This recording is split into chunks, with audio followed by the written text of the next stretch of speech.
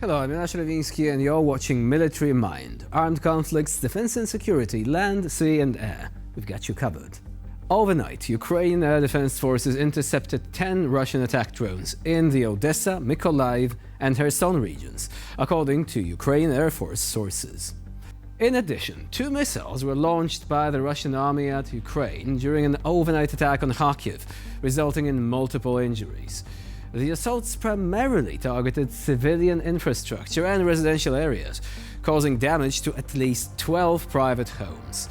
Moreover, in Bashkiria, a drone operated by the Ukrainian Security Service struck an oil refinery, setting a record distance of 1,500 kilometers, as reported by Radio Free Europe. Meanwhile, drones targeted an oil refinery in Russia's Kaluga region, sparking a fire nearby. According to Russian Telegram channels, Moscow Mayor Sobyanin also confirmed repelling a UAV attack targeting Moscow. Meanwhile, Russian forces are expected to advance on the Kharkiv region in mid-May, with an estimated 50,000 troops amassing near the border.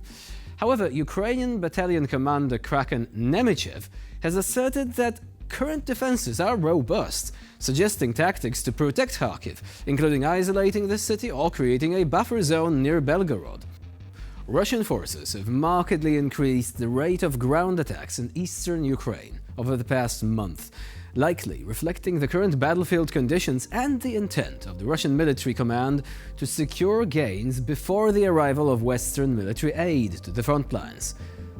Let's move on now to the Middle East. At least 3 people have been killed and 5 wounded after Israeli strikes targeted a family home in central Gaza City. Wafa news agency reports that this indeed was the case, and according to Wafa, the attack took place on the Abdel Al family house in Yarmouk Street. Those wounded were pulled from the rubble and taken to the Al Ali Arab Hospital. Israeli air raids hit many other neighborhoods in Gaza City, including Zaytun, Sabra, Nasser, Tal al-Hawa, and the Shati refugee camp, injuring more civilians. Meanwhile, Israeli forces waged close quarter combat in Rafah.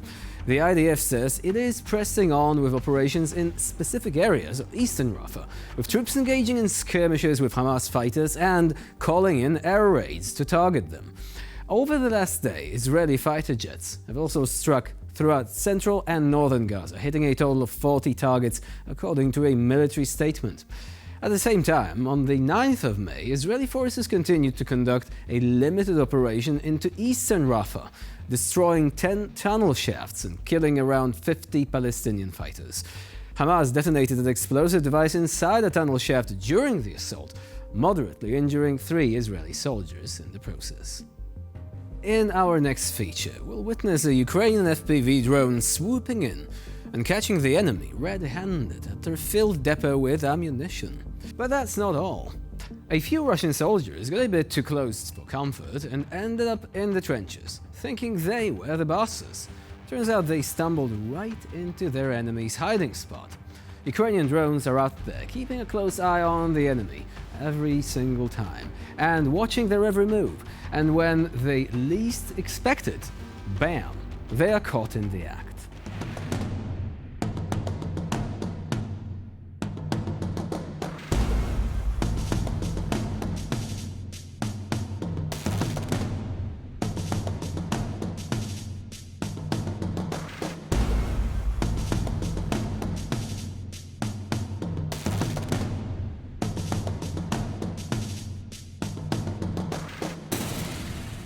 And even that's not all. We've got some more jaw-dropping footage coming right your way. Picture this, a massive swarm of FPV drones swooping in and lighting up the sky, followed by a thunderous artillery barrage raining down on Russian positions.